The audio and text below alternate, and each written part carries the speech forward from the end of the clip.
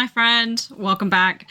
Thank you for coming back to this episode. This is episode 2 with a conversation between ceramic artist and studio manager Eva Hozinez and myself, your host, Tyra Grace, who is an eco-artisan from Wichita, Kansas. Please note that this episode does go over a brief history of ceramic art, and it does actually build upon our previous episode. So if you haven't seen that yet, go ahead and pause.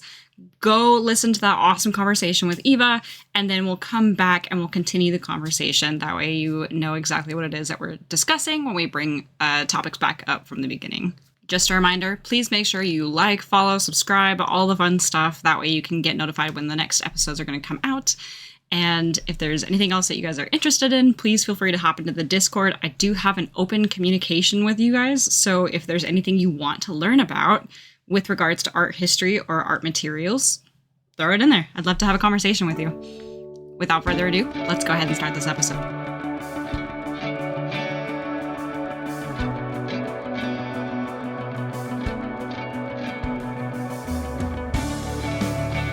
In terms of like, so I was doing research on like the timeline of art history, and there's like, it goes into like ancient art, but there's not a lot of art historians, it appears, don't like to go over ancient art. They like to start like the art timeline, they call it, at around like 2000 BCE. Boo. But there's like, boo. Yeah, no, but there's like so much more like way before that too. So ancient art is my favorite art history. It's my favorite one. And the reason why it is because it's the study of anthropology before it becomes art, right? And I can understand why people are like, why, okay. I can understand why those guys and gals think that art didn't start. There's a timeline, right? I get that, and I think that the reason why, and I can't speak for them, but I think that the reason why is because back in, so the first recorded, I'm gonna say the first recorded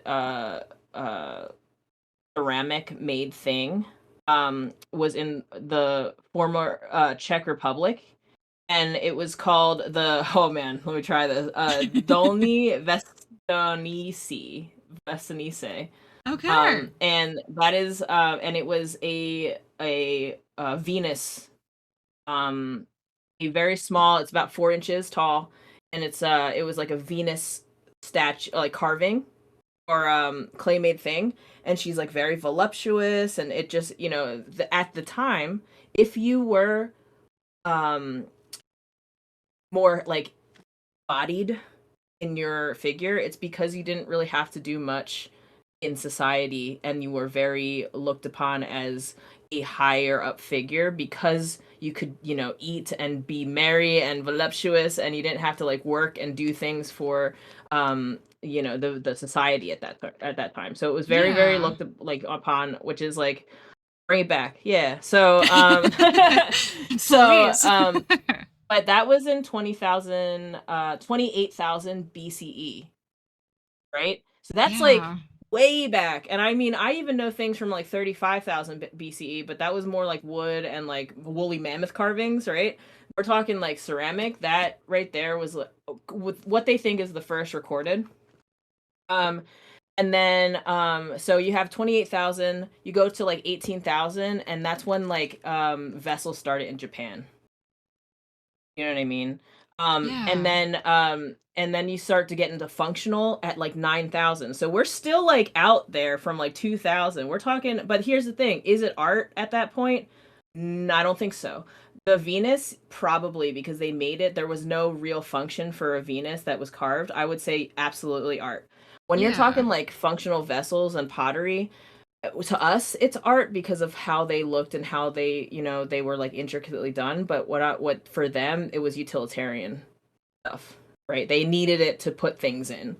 And then so then okay, so now we're still before 2000, right? We're talking 35 to 3000 is when the first pottery wheel started. Dang, so that's the first potter's wheel. And the thing is when you look into old potter's wheels, I think they're so cool.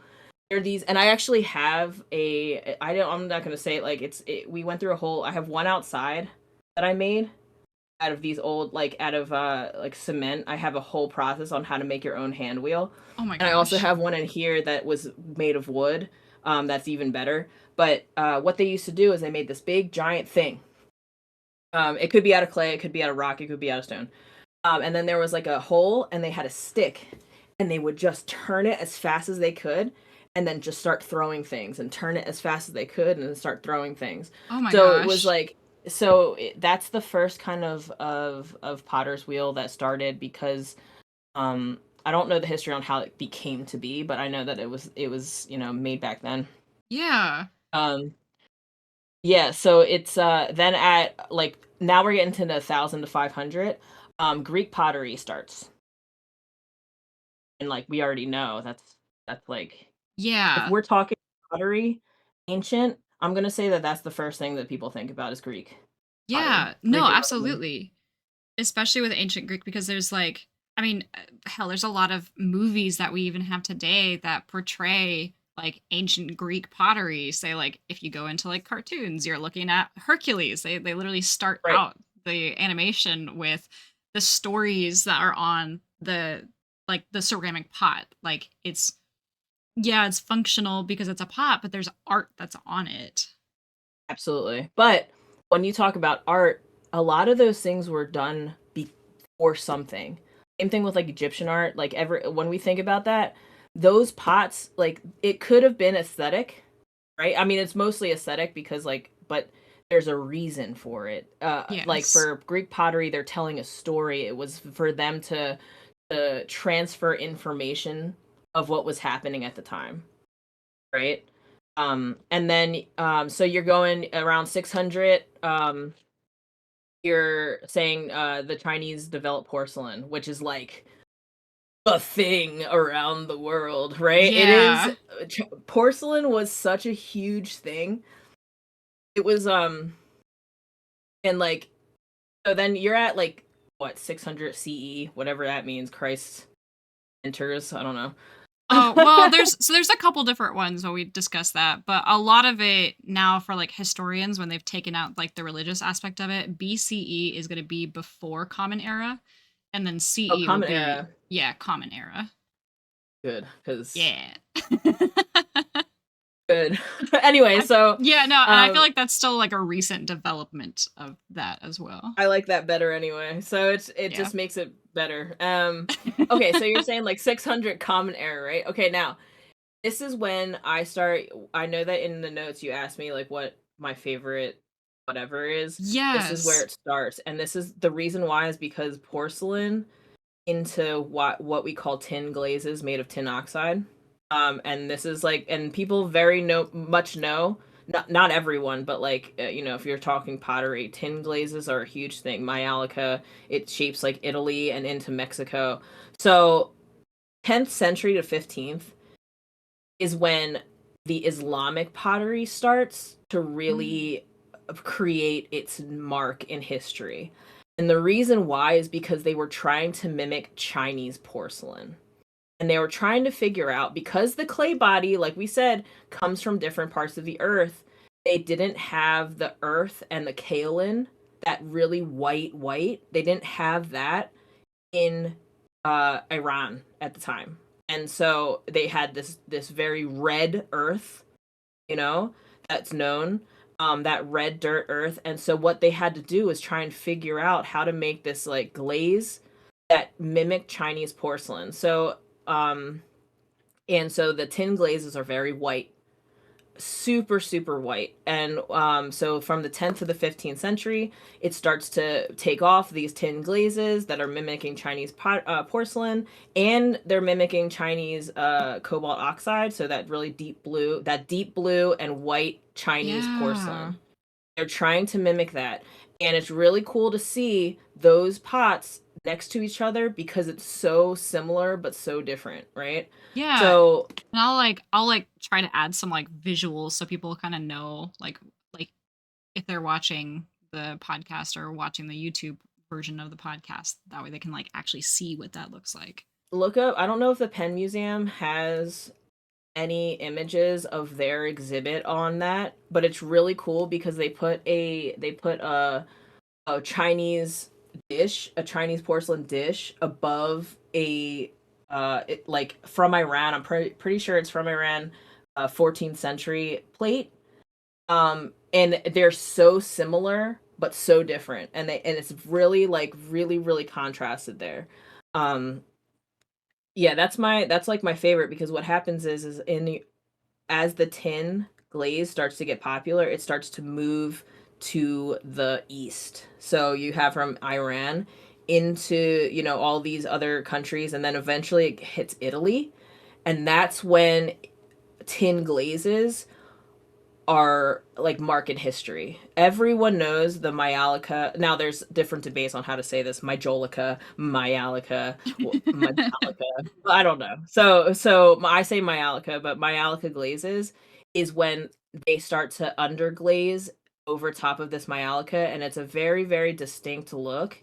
That is very relatable to Italy, into like, and then it moves to like, eventually it goes around the world and moves to Mexico.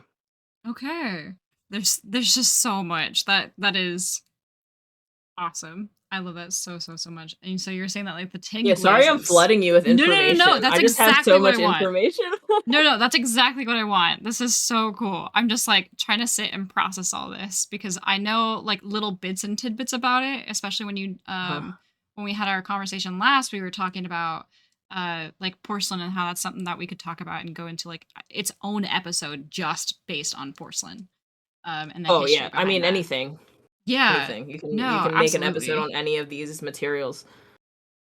There's definitely just so much that could be saturated from this, just with regards to just trying to understand and learn that. So I'm really excited to hear about like what were you like with you being excited on the tin glazes specifically. Because it's fun to hear. Like I already knew that they're like with Chinese porcelain.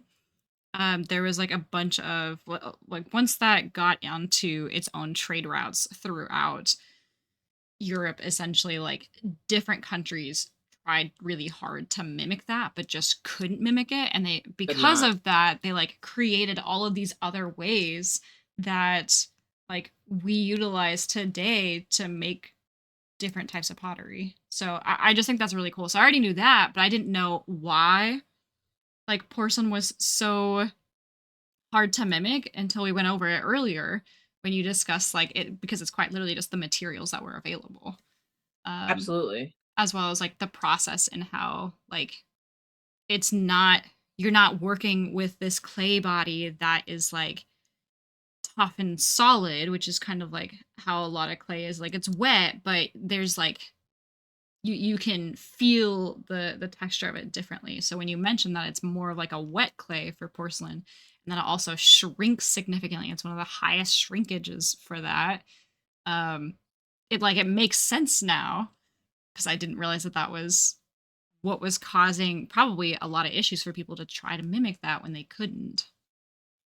Yeah, I couldn't imagine I couldn't imagine trying to make such a pure clay body if you don't have that. Like, oh, I'm gonna say that around that area, geologically, geologically, like there's so much iron, like Yeah. iron. Like, I mean, like it, that's what makes clay dark, is No, iron. absolutely.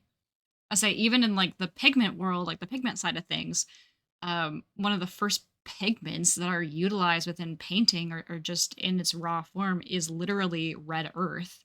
Like it's Mhm. the hematite and the iron oxides, and it's like just the deep red from the soil that's just naturally there. So that makes complete sense to me that that's something that's also pretty prevalent within clays anyway. Right. Yeah, but like you get to Myalica, which is like so 9th century, you go from Iran, you go to 15th to I don't know 17th, for Myalica is one that's in Italy. And then 17th century, you're starting to get into the modern era is when Wedgwood, the potteries start, right? Like the Yes. actual production pottery business of getting their clay bodies and really starting to manufacture fine chinas and fine all these things. This is like, now we're talking what, industrial, right? Yeah. Yeah, we're getting into the industrial era. Right, so that's when, and if you ever wanna watch a Wedgwood documentary, I think it's about 40 minutes, and I think it's, like, 2 parts on, YouTube. It's Mm. so cool. It's so cool because 'cause it's like that old music, and they're like, "Welcome to Wedgwood. Doo doo doo doo doo doo doo doo doo. Look at all these workers," and they're like, "Da da da da da." You know what I mean? Like, it's a really cool thing to watch this pottery just being made. Old school production. It's really, really cool. Yeah. Um you know what I mean? And then like 19th century, electricity starts to make actual uh because like back in the day those potters were using kick wheels, right? So Yeah. it was all, and I love a kick wheel. I don't even care. Kick wheels, way to go. But I wish I had, because they're so huge, because you have to have that massive thing. Like I wish I could have a kick wheel. I love kick wheels. But then, it starts to make it more accessible for other people to start making work faster and have, like, your electric wheels, you know and then at like you get to 20th century to present, and you're talking like now we're actually making, as we say, modern art, and and we don't have to make it for production anymore to like sustain a living. We don't have to make it, to like live our lives. We're actually able to like take classes and have a hobby and do it as a hobbyist, which is really, really cool. So like you're going from back in the day and you're coming all the way forward into Yeah. now. No, and that's like a big stark difference in um that could be its own thing that we go down, like down that path of just like, okay, art for pleasure versus art for necessity, and like the differences of just trying to make certain materials in order to like make a livelihood from that. Whereas, as you Mm. just said, like now we can just do that because we're interested in Right. Absolutely. And you can make weird play burgers just cause, it. Your burgers are so awesome. I love them so Thank you. much. You're welcome. You also, oh man, I think this was a while ago. Um, you did like a heritage pot. Mm-hmm. Yeah, it was like a series of different ceramic pots that you were making with regards to like your heritage, and like just going in depth with the process of creating that as well. Right. I found in 2020 I finally took the leap on trying to find my biological mother, because I was adopted when I was like baby. And I found her on no, I found her on Facebook. And I kind of went into it. The reason why is because I had this project, I had this show, talking about like who we are, right? It was me and a friend of mine, Sam Diamond, and we had a show at our college just for like alumni, and it was just me and her, and we had to come up with a thing. And I said, I really want to know what my heritage is. I just want to know, because, you know, being a Peruvian American, adoptee, it's really strange to go through life. I don't know Spanish. I don't know much, so I really wanted to learn, and I just wanted to find my family and just say, where are we from? Who are we? You don't have to talk to me. Like, you don't have to, do all this stuff. You don't have to. I don't want to put any pressure on them, but I just want to know where we're from so I can then research into my history on pottery. That's it. 'Cause, that's all I want to know. And so, Yeah. it turned into a big hoopla. I still talk to my biological mother every week. Which is pretty cool. But what I found out is that my heritage is Shipibo, um, and that is in the jungles of Peru, right on the border. We were from Pucallpa. She was the first one to come out and go to Lima. But we are very, very much Shipibo people, and Shipibo people are known for their textiles. They are also known for their pottery, but the main thing is that they're the people that trip on ayahuasca as medicine. So if you ever heard of ayahuasca from Peru, like those are my people. Yeah, you know what I mean? But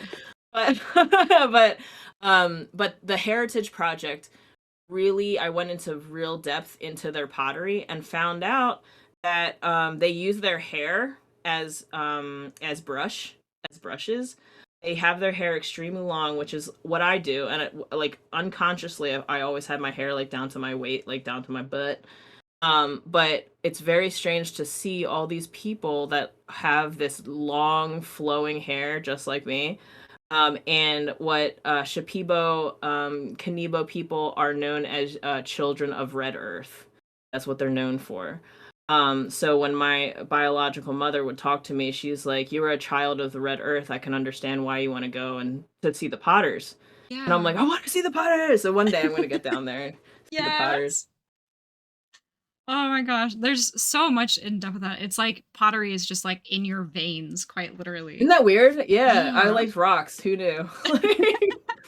I liked rocks and my long hair. It turns out like that's my heritage. Yeah. It's just crazy how I mean there's so much more that we can go into that too, but I just think it's really cool when we happen to find something that resembles the heritage that we're from without having any knowledge of it either. And it's just like, yeah, this makes sense. This is who I am. This is just where it's from. So Yeah, it put a lot of things in perspective for me. I definitely want to make a journey down there. I've been talking to Tom, our friend, our yeah. mutual friend Tom, who's also a videographer. And I'm like, I know this sounds crazy, but it would be really cool if we could document this too. Um, as a part of the, our both of our professional fields of like, I just want to kind of go down there with the intent of meeting all of them, but also really Yeah. digging deep into my pottery heritage, my the real history, That's I think that'd be cool. I think that'd be incredible. But do you guys have a date yet for that? No, not at all. Like right Okay. now, like financially and all this crap that's happening in America right now, like it's like farthest away. Yeah, I can Like I feel like yeah. I can get over the flight. Like for me, it was like the excuse of going and taking a flight, right? And being like, Yeah. 7 hours, Jesus Christ, right? But, like, I feel like I could do it if I was just drugged hardcore enough, Yeah. um, and just to get down there, and it's the same time zone, so I don't have to, like, adjust or anything, it's just like yeah, so I think that I need to talk to Tom more about it, and I think that I can find funding, um, for sure, like, I think I can really try and fund this project. And I do want to do it. I think it's definitely like a huge thing on my bucket list. I need to learn Spanish and I'm just being a baby about it because I'm like one of those ADHD, like if you tell me to do it, I won't Yeah. type things. Like I'm learning Korean. I'm deep in Korean right now. What does Yeah. that mean to my life? Nothing. You know what I mean? But Oh, it is what it is. So no, I think that's really until cool. I get down there. Yeah, if you do like a GoFundMe, like let me know cuz I would love to help with that and like throw it on the stream, on a podcast, whatever else, just to get the word out there cuz I would love to help support Yeah, you. you know what? My friend and I were doing we didn't end up doing it together, but I'm writing it down. Go to Peru. um, we're doing a bingo card of like things that we want to accomplish this year, Oh, and one of the things I definitely like, and I have to really think. It's like 24 squares, and you have to figure out like what you want to do or whatever. And she came up with like a really cool list of subjects to kind of figure it out. But I definitely need to actually make a plan of action, and it's not something I'm gonna say what 2026. I wanted to go, but in 27, that might not even be possible too. But like end of 27, 28, it's like it's possible. It's yeah. possible in the next 3 years to do something this like that. I just need to kind of really, really dig into actually planning, talking to people that have gone to Peru. It's not a good place right now. It's not. My biological mother, where she is, has in the last 3 years been robbed at gunpoint twice, just going home.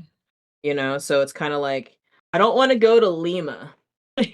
Like I kind of have to go to Lima, but like I also don't want to go to Lima. So like if I could skip Lima altogether and go to Pulcapa and into the jungle, I know that my family will go to Pulcapa because I think they have relatives there and everything. So if I can kind of Okay. convince them to get out of there, like I just don't want to go. It Yeah. is a second flight, so I have to be a big girl about it, but it is one of those things that um I think that it's feasible, you know? Absolutely. Well, and I think even for like your bingo card, it doesn't have to be like go to Peru because it's 2026, or I assume it's a 2026 bingo card. But you could have it Yeah, like, make the plan of action for it. plan of Yeah. action, yep. Get Yeah. funding, figure out the funding, see if anybody's interested in funding my project. I think that I could get a lot of people to help me. Um, 100%. and then, people are like, "Well, grants." Well, right now it's not really that great to do. No, and not I with don't wanna the owe I state don't of wanna owe them things. nothing, you know what I mean? Yeah. Not with the Not. system, fuck you. But, but yeah, I'd rather just either like work my damn hardest, make some pots, and be like, I'm trying to fund my trip to Peru, buy a pot, something like that. No, absolutely. That and um Set up some markets, yeah. get into some markets and do some stuff. So No, I think especially just with like knowing you as a person, I think you can absolutely make this happen. Just however you decide to make it happen. So right, I know that'll I'm like be Tom. We had to figure out like I have to figure out Tom's thing, like how much is it gonna, I want to be able to compensate Tom for all his time. yeah. So just coming up with a good solid number and figuring it out, and trying to figure out what to do next is really the plan. Talk to my family to make sure that they'd be cool to be in this documentary, you know what I mean? Yeah. Which I think they'd be fine. They're pretty cool. They're pretty cool. I'll be like, "Yeah, I'm coming down. I'm gonna have a weird person that, and a translator probably, and they'd probably just be like, whatever, come on down, Yeah. So They'll be like, "We're excited just to see you." yeah, so Okay. Well, I think that covers the majority of like the art history within clay and ceramics. For those wanting to get into like ceramics as they're like interested in doing this, what would you recommend, or like what resources would you recommend for them, or I guess how would they go about doing that? the first thing, it comes with a warning that once you start ceramics, you're never gonna go back, and it's gonna become your whole personality. No, I'm just kidding. But but first thing that I would definitely do is if you're interested in taking ceramics, depending on how, if you want to do it as a hobbyist, if you want to really start to get into it, as like hey, I want to just try an art class in school. If it's going from school, take advantage of all of that. Take advantage of all the education things that you can do, for free or at a reduced cost. That would be great. But if you're going out there and you want to start ceramics, and it's like, look up your local art center first, um, because those community centers, they rely on their members to then fund into their studios, but their studios should be, I mean, pretty awesome. When you go in, depending on how small of a facility is, you might have one kiln, you might have a small amount of members, which is nice because you can build like a very small community. And they should have classes. If they don't have classes, sometimes they do like memberships, open studios. I would recommend a class, and I would recommend hand building first. I would recommend a very beginner friendly hand building class, because you can get in there. You can roll out your clay. You can do very, I wouldn't say basic, but very beginner friendly projects to understand how your clay dries, to understand how your clay feels, what you can do with these clay things. And you start with smaller projects, and you're able to complete these smaller projects in a good, timely fashion to your class. You can also, as you're going through the process of making, you're also understanding they're going through the process of your glazing and all the way to completion. One of the main things I would say too, if you're starting in a new studio, please understand their rules. Coming from a manager, coming from a manager from a studio. All right, please understand. If they have a handbook, read it. If you don't understand something, ask somebody. And that is my main thing. My main thing as the back end of everything, just understand the rules. But going in there, and then I would say if you're really interested in wheel throwing, please just do a hand building class first before jumping into wheel throwing. Wheel throwing is one of the most frustrating mediums and things to learn in anything. Like, I would say any type of medium wheel throwing is one of the most frustrating things. I'm not saying that to deter you. I'm saying that as a totally real thing. Equate it to an instrument. When you start to pick, you first have to pick up an instrument and learn how to hold your hands.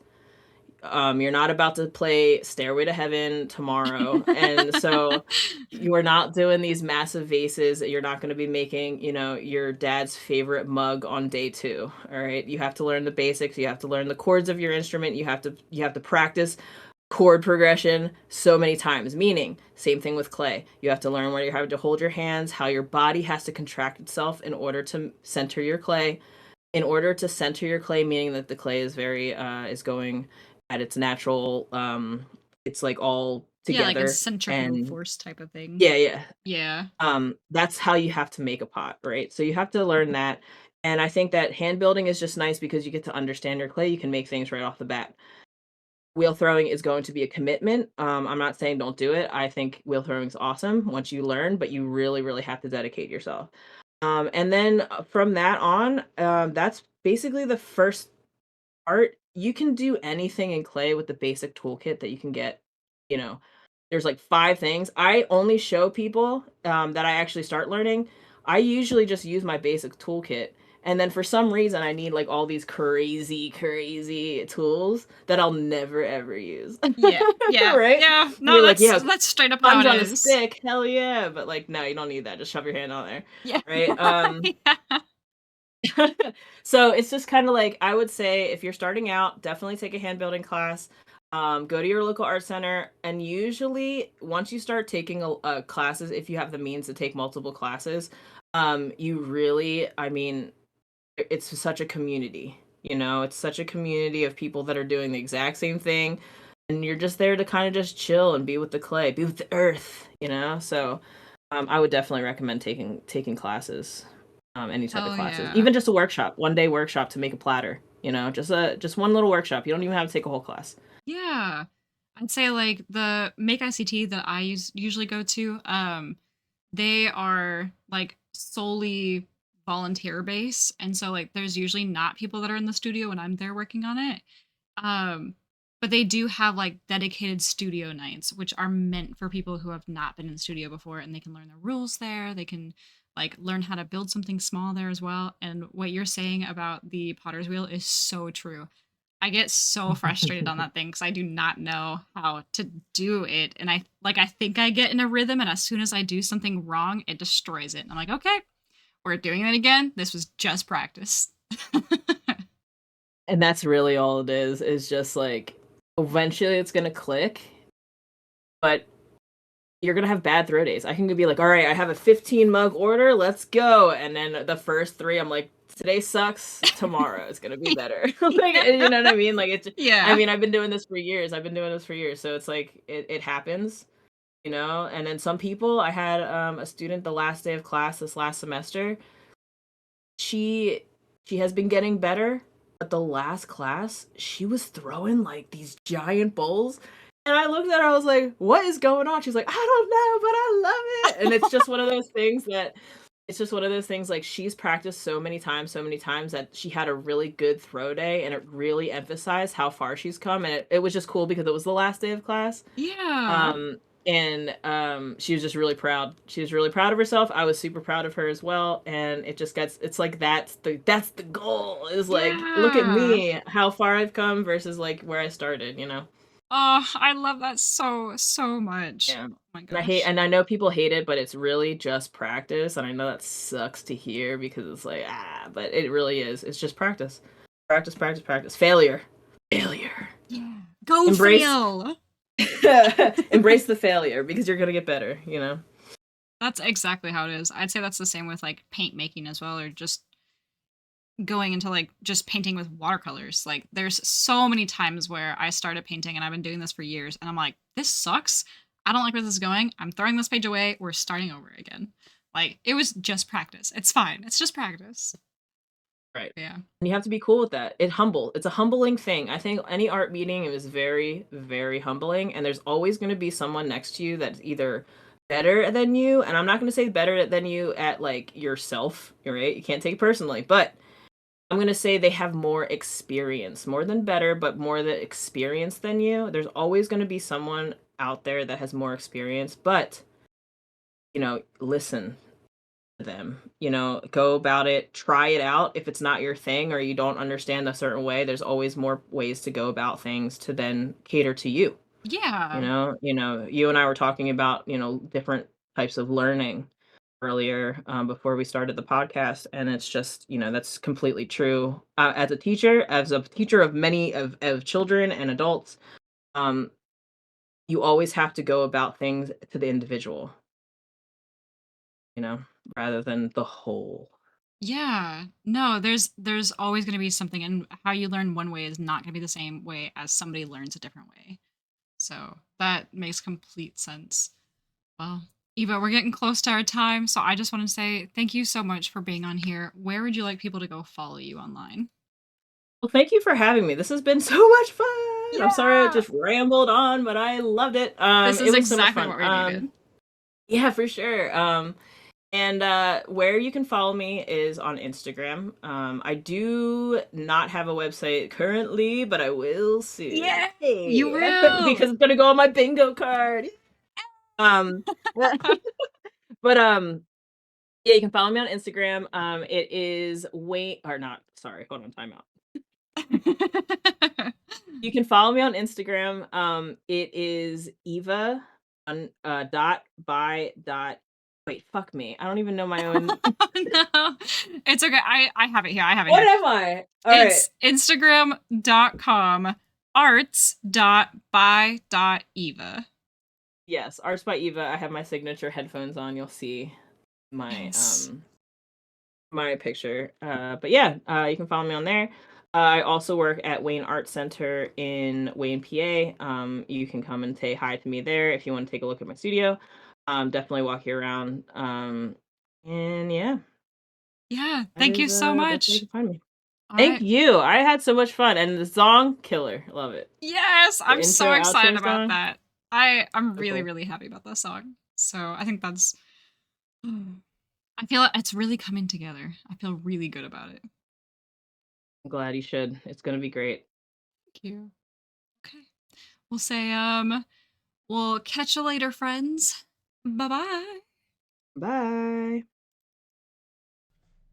Hi, friend. Thank you so much for listening to both episodes 1 and 2. I realized that I didn't do any type of like professional end cap for this, which I feel really silly about, but that's okay. Okay, we're new, we're getting into this, and it can only get better from here. So I super appreciate you guys listening, being here.